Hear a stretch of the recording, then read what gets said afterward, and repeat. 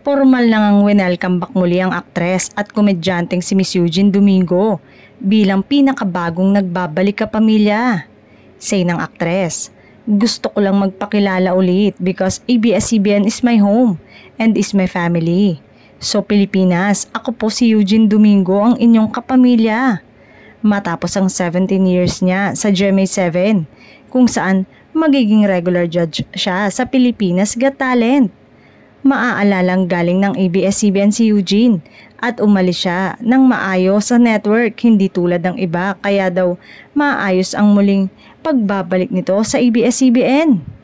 Winelcome pa din siya, ayan nga't nabigyan pa ito ng magandang project. Samantala, aasahan naman na mapapanood pang komedyante sa ibang mga programa ng ABS-CBN. Nagpapasalamat naman ito sa mga kapamilya stars gaya ni na Vice Ganda at Catherine Bernardo, maging sa mga boss ng ABS-CBN sa muling pagtanggap sa kanya na parang bagong kapamilya.